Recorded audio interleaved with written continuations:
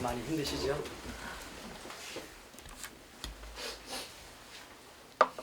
멋지고 또 이쁜 얼굴을 뵈야 되는데 이게 다 마스크 쓰신 상황에서 예배를 드리게 되어서 지금 교회도 마찬가지죠. 네, 참 안타까운 현실입니다. 요즘 우리나라를 비롯한 세계의 많은 나라가 코로나19 바이러스 사태로 패닉 상태에 빠졌습니다.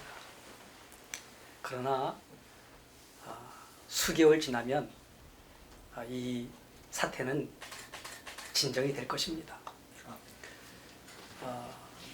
각 나라마다 경제적으로 엄청난 손실을 입고 있지만 그것도 시간이 지나면 다 회복이 될 것입니다. 코로나 바이러스가 남긴 사태가 사실은 더 큰 상처를 남긴 데가 있어요. 그것은 바로 사람과 사람 사이를 멀어지게 했다는 것입니다. 마스크를 쓰고 생활하는 것이 일상이 되었고 반가운 사람을 만나도 악수를 하지 않는 것이 예의가 되었습니다. 확진자는 무차별 격리가 되고 있고 그의 동선을 따라서 다 폐쇄가 되고 있는 상황입니다. 지난주부터 정부와 보건당국에서는 갑자기 강조하는 게 있죠. 사회적 거리입니다. 사람 사이의 간격을 2m 이상 떨어뜨리자는 겁니다. 마스크도 부족하고 또 치료약도 없는 상태에서 감염 예방을 위한 긴급 조치이긴 하겠지만은 우리 교회는 이 사회적 거리에 대해서 굉장히 민감한 반응을 보여야 할 것입니다. 사회적 거리는 미국의 인류학자 에드워드 홀 교수가 처음 말한 것이지요. 홀 교수는 인간관계에서 거리가 있다라고 하는 것을 연구했습니다. 4가지로 연구를 했는데 친밀한 거리, 개인적 거리, 그리고 사회적 거리, 공적 거리 이렇게 얘기했습니다. 친밀한 거리는 포옹이나 키스를 할 정도의 아주 가까운 사이를 말하고요. 45cm 이하 되는 거리죠. 또 개인적 거리는 45cm에서 1.2m로 악수를 할 정도, 친구 사이 이런 그런 거리입니다. 또한 사회적 거리는 1.2m에서 3.8m입니다. 인터뷰를 하거나 사교 모임, 이런 공식적인 상호작용을 할 때 필요한 거리라고 말했습니다. 또 공식적인 거리는 3.8m 이상이지요. 무대에서 그 배우가 연극을 하고 또 관객 있고 그런 관계, 서로 잘 모르는 관계, 공적 거리예요. 자, 친밀한 거리, 개인적인 거리, 사회적 거리, 공적 거리 이게 점점 멀어지는 단계입니다. 사람들은 이러한 거리를 적절하게 활용하면서 가정과 사회를 건강하게 유지를 해가고 있습니다. 그러나 안타까운 사실은 이 과학이 발달하면서 사람과 사람 사이의 관계가 점점점 멀어지고 있다는 거예요. 자, 최근에 보세요. 단독 세대가 이 핵가족 세대보다 지금 더 많아졌지 않습니까? 청년들, 고령층, 또 이혼한 가정 다 단독 세대예요. 2세대 가정에서도 아이들 다 각방 씁니다. 통계해 보니까 부부도 각방 쓰는 사람이 많다고 합니다. 언제 들어왔는지 언제 나간지도 몰라요. 들어가면 나오지도 않습니다. 스마트폰 하나면 혼자도 외롭지 않습니다. 며칠간 말하지 않아도 살 수 있고 사람 한번 대하지 않아도 그냥 며칠 살 수가 있습니다.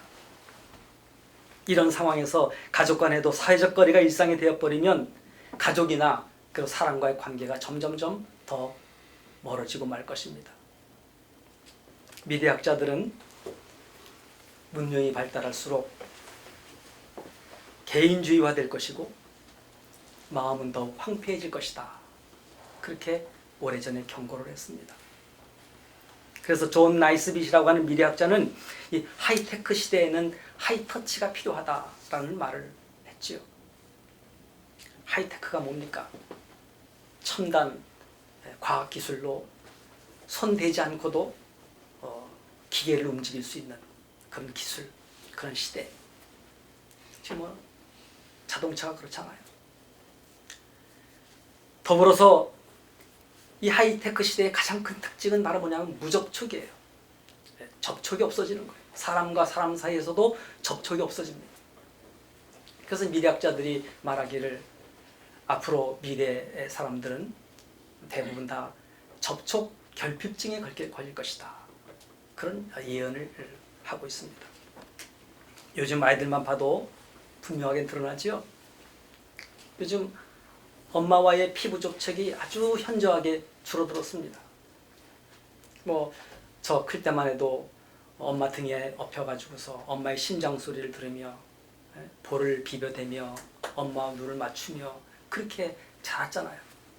요즘 아이들 태어나면 엄마는 맞벌이 때문에 나가고 맡겨둡니다. 그리고 잠도 따로 재우고요. 자동차를 타도 시트에 뒤에 묶여 있고요. 그래 자라요.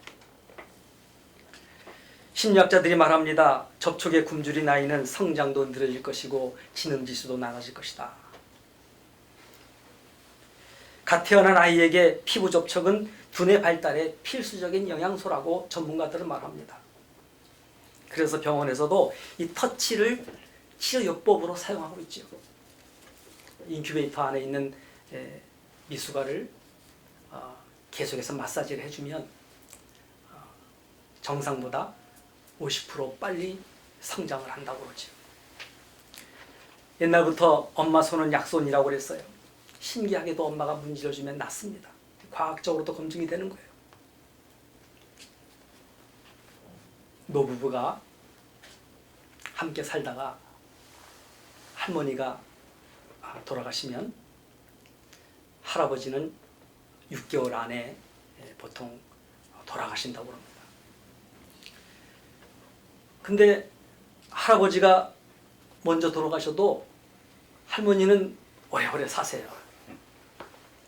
그거 이유를 뭐 여러 전문가들이 다양한 이야기를 하는데 가장 유력한 것 중에 하나가 이겁니다. 할머니는 스킨십이 많다는 거예요. 손자들을 안아주고 사람과의 관계, 또 말로, 심지어는 화장하면서 셀프 터치, 이것도 중요하다는 거예요. 셀프 터치. 예. 그런데 할머니가 돌아가셨는데 할아버지가 6개월 이상 더 사세요. 이걸 어떻게 설명하느냐? 이거를 설명하기를 그 할아버지에게는 다른 할머니가 생겼다.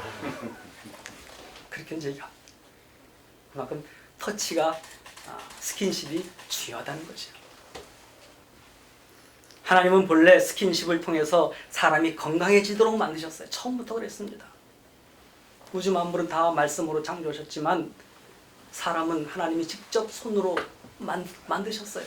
이게 하나님의 스킨십입니다. 하와도 아담의 갈비뼈를 통해서 하나님이 손으로 만지셨어요. 그리고 아담과 하와가 스킨십을 통해서 하나가 되는 것입니다. 하나님이 사람의 몸을 입고 세상에 오신 것 자체가 위대한 스킨십입니다. 그래서 예수님의 공생의 사역을 보면 자주 만져주십니다. 안수해 주시고 붙잡아 주시고. 오늘 본문에 나옵니다. 오늘 본문이 예수님의 만지심을 보여주는 아주 대표적인 그런 말씀입니다. 예수님이 나인성이라고 하는 곳에 들어가셨는데 거기서 한 행녀를 만나요. 장례 행녀를 만나요. 슬픈 장례. 과부의 외아들이 죽는. 과부도 서러운데, 가부도 힘든데, 남편 일찍 여의고 홀로 살아가는 것도 힘든데, 하나 남은 아들 왜 의지하고 살았는데 그 아들마저 죽은 거예요, 병으로. 그러니 그 심정이 어떻겠어요? 정말 절망입니다. 근데 그 행렬을 만난 예수님께서 죽음을 생명으로 그리고 슬픔을 기쁨으로 만들어주시는 그 역사, 그게 오늘 본문이에요. 예수님의 치유 사역을 보면 몇 가지 비슷한 과정이 있었음을 알 수 있습니다. 첫 번째는 불쌍히 여기는 겁니다. 오늘 말씀 13절에 나오죠. 불쌍히 여기사. 이 측인 여기다, 불쌍히 여기다, 이게 다 뭡니까? 주님의 마음입니다. 마음. 사람을 대하실 때에 무슨 기계적으로 대하지 아니하시고 따뜻한 마음으로, 불쌍히 여기시는 마음으로 사람을 대한다는 거예요. 그게 얼마나 중요한지 모릅니다. 전에 제가 장로님 의사, 외과 의사 한 분의 간증을 들은 적이 있습니다. 그 장로님이 예수 믿기 전에는 수술실에 들어갈 때 아주 냉정했답니다. 병명이 나오고 수술 부위가 결정되고 그러면 자르고 열어서 자르고 꿰매고, 이게 그냥 아무런 느낌 없이, 뭐 불쌍하다, 뭐 아프겠다, 뭐 이런 마음 전혀 없이 그 수술을 했다는 거예요. 나중에는 심지어 이게 사람인지 뭐 실험용 쥐인지도 모르고 그냥 기계적으로 그렇게 수술을 했다는 거예요. 장로님이 나중에 예수 믿고 믿음이 깊어지고 신앙이 좋아지면서 수술실에 들어가는 자세가 달라졌어요. 사람 한 사람에게서 하나님의 형상을 보라보는 거예요. 하나님의 형상이. 사람의 장기 하나하나에게 하나님의 호미한 손길을 느끼는 거예요. 그래서 병들고 상하고 아픈 그 부위를 잘라내면서 하나님의 창조 질서를 회복한다는 마음으로 수술을 한다는 거예요. 야, 얼마나 귀한 일이죠. 정말 간증 듣고 제가 얼마나 감동을 했는지 모릅니다. 야, 저런 분. 예수님은 사람을 대하실 때 뜨거운 사랑으로 대하셨어요. 이게 뭡니까? 마음으로 만져주는 거예요. 마음으로. 불쌍히 여겼다. 심리적 접촉이죠. 자, 그 다음에 13절에 보니까 울지 말라라고 말씀하십니다. 울지 말라. 위로해 주셔요. 이거는 명령이 아닙니다. 주님의 따뜻한 가슴이 언어로서 전달되고 있는 것이고, 상하고 비통해 있는 어미의 마음을 말로써 만져주시는 거예요. 언어적 접촉이지. 내가 너의 슬픔을 안다. 내가 아픈 만큼 나도 아프다. 이게 뭡니까? 공감하는 것입니다. 공감하는 말은 아픈 가슴을 만져주는 것이고, 고스란히 그 듣는 사람의 마음에 전달이 됩니다. 감동을 주시오. 울지 마라. 자식을 잃고 비통해하는 어미의 마음을 만져주시는 말씀인 것입니다. 그 다음에 주님은 그 시신에 손을 대고 있습니다. 거기 14절에 관에 손을 대시니, 그 당시 이 팔레스틴 장례식은요, 우리와는 좀 다릅니다. 이처럼 관에 넣는 것이 아니고 미라로 만들어서 이 나무 된 상여에다가 사람을 눕혀놓고 메고 나가지요. 그러니까 시신이 노출되어 있습니다. 예수님이 그 시신에 손을 얹는 거예요. 이게 뭡니까? 터치예요. 이게 만지심입니다. 유대인들은 전통적으로 시신을 만지지 않습니다. 부정하다고 생각하기 때문이죠. 그러나 예수님은 만지셨습니다. 성경에 보면 예수님은 말씀만으로도 기적을 행하실 때도 있었지만, 특별히 치유하실 때는 접촉을 통해서 대부분 치유하셨습니다. 성경 자세히 보시면요, 한센이라고 그러죠. 문둥병자 치유하실 때도 만지셨습니다. 눈 멀고 귀 멀고 한 사람도 만져서 치유하셨어요. 피난 곳을 어루만지면서 상처를 치유해 주셨고요. 심지어는 어린아이 가슴에 안고 머리에 안수하시며 기도해 주셨고요. 제자들은 발을 씻어주셨습니다. 친히 씻어주셨습니다. 예수님의 만져주심은 사랑의 표현이요 능력의 통로였던 것입니다. 그리고 14절에 일어나라 라고 외치십니다. 일어나라. 자, 죽은 자에게 일어나라 라고 말씀하시는 것은 죽음의 권세를 물리치시는 능력의 말씀이에요. 권세 있는 말씀. 그 말씀이 선포되자 죽었던 자가 벌떡 일어났습니다. 그리고 사랑하는 엄마 품에 안겼습니다. 그게 오늘 본문 이야기예요. 자, 예수님은 슬픔과 죽음의 현장을 기쁨과 생명의 현장으로 바꾸셨습니다. 복음서에 나와 있는 주님의 사역은 대부분 다 이런 패턴으로 반복이 되어 있습니다. 자, 그러면 죽은 자를 살리시는 주님의 능력이 어디서 나왔습니까? 그 본질은 하나님의 말씀의 능력이지만은 그 말씀의 능력이 바로 터치를 통해서, 만지심을 통해서 나타났다는 거예요. 심리적인 접촉, 마음의 만지심, 또 언어의 접촉, 말로, 그리고 피부의 접촉, 손으로, 때로는 가슴으로, 그 만지심을 통해서 하나님의 능력이 나타났다는 것입니다. 심리학자 게리 체프맨이 쓴 책에 보게 되면 5가지 사랑의 언어라는 책을 우리나라도 번역이 많이 돼 있는데요. 거기에 보면 첫 번째가 바로 언어적 접촉이 나옵니다. 언어적 접촉. 인정해주는 말, 격려해주는 말, 고맙다고 말하는 말, 언어적 접촉. 그리고 5번째가 피부 접촉의 사랑이 나옵니다. 어루만져주고, 다독거려주고, 안아주고. 이 접촉이야말로 따뜻하고 정감 넘치는 사랑의 언어라고 그렇게 말을 하고 있습니다. 전에 요즘은 뭐 좀 뜸합니다만은 아버지 학교를 저도 다녔는데요. 가면 먼저 허그를 하지 않습니까? 안아주는 거.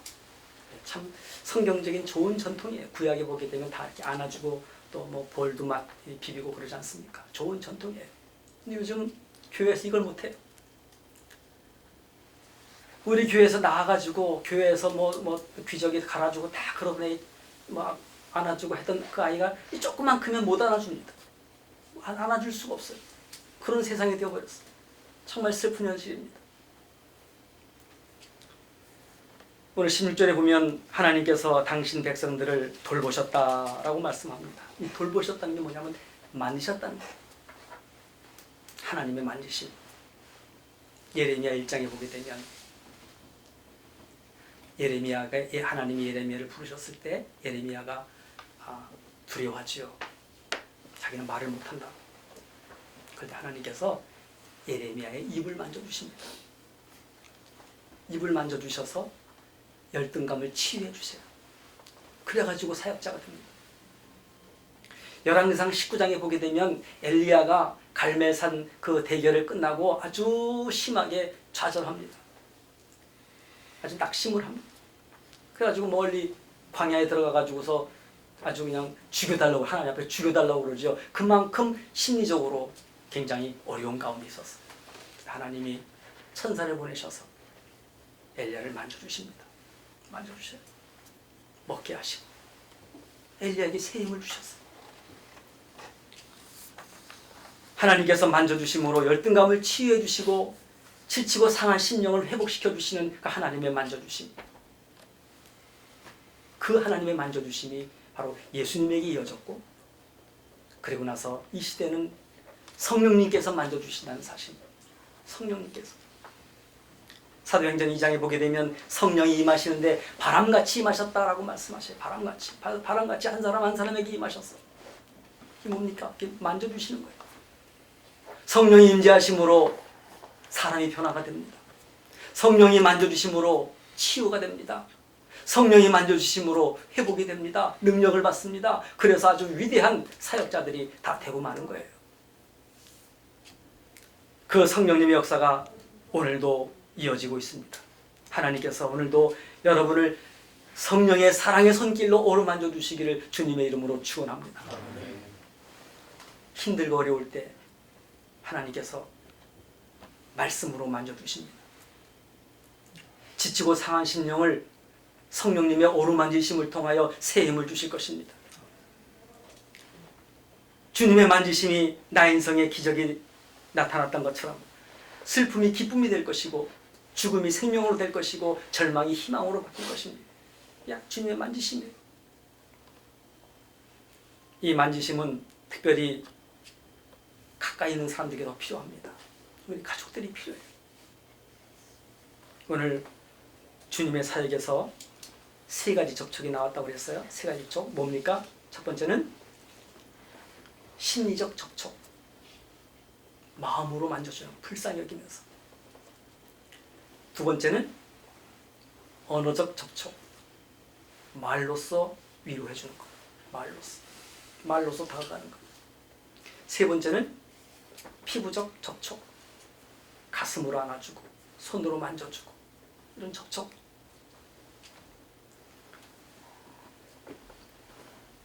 다 미스신 것 같은데. 아내들은 남편이 퇴근에 들어오면 남편 꼭 포옹해 주세요. 하루 종일 얼마나 힘듭니까? 직장에 가서 그 치열한 경쟁 속에서 살아남기 위해서 고맙다고 그러고 힘내라고 그러고 만져주세요. 또 우리 남편들은 집에 아내를 꼭 많이 안아주세요. 접촉을 많이 하세요. 아내들은 아파도 잘 얘기를 하지 않습니다. 속앓이 하는 게 많아요. 남편들이 모르는 게 많습니다. 그럴 때 남편들이 안아주면서 고맙다고 그러고 사랑한다고 그러고 그러면서 접촉으로 힘을 내야 됩니다. 그러면 세상에서 가장 아름다운 아내가 될 것입니다. 특별히 우리 자녀들에게 많이 접촉을 해야 됩니다. 자녀들 잘했다고 칭찬해주고 어깨도 다독거려 주시고 너는 할 수 있다라고 격려해 주시고 아이들에게 이 사랑의 접촉이 얼마나 필요한지 몰라요. 또한 홀로 사시는 부모님들이 얼마나 이 만지심에 갈급해하고 있는지 모릅니다. 그렇죠? 사실은 집안에 무슨 애완견을 키우면요, 애완견을 안아가지고 하루 종일 쓰다듬습니다. 그런데 부모님은 만지질 않아요. 한번 여러분 잘 생각해 보세요. 엄마 손 잡은 게 몇 년 됐는지. 부모는 만져주지 않으면서 애완견을 하루 종일 쓰다듬고 있는 이 현대인들의 이 각박함을 뭘로 해결할 거예요? 부모님께는 용돈보다 따뜻한 만지심이 필요합니다. 사회적 거리로 삭막해지는 이 시대에 하나님의 만지심이 이 나라에 가득하고 말로, 마음으로, 피부로 접촉을 많이 하셔서 스킨십을 많이 하셔서 건강한 가정을 이루고 건강한 사회를 이루고 건강한 하나님의 나라를 이루어갈 수 있게 되기를 주님의 이름으로 축원합니다. 특히 지금 우리나라는 코로나 바이러스로 인해서 온 국민들이 상하고 지쳐 있습니다. 의료진들이 얼마나 힘들어하고 있어요. 그럴 때 지금 많이 뉴스 보니까 응원의 글들이 오더라고요. 고맙습니다. 사랑합니다. 수고하십니다. 그게 다 뭡니까? 만져주시는 거예요. 사랑의 접촉입니다. 주님의 만지심으로 하루속히 이 바이러스가 퇴치되어지고 우리 가정과 우리 사회가 이 나라가 더욱 건강해지는 그런 은혜가 있어지게 되기를 주님의 이름으로 축원합니다. 기도하시겠습니다.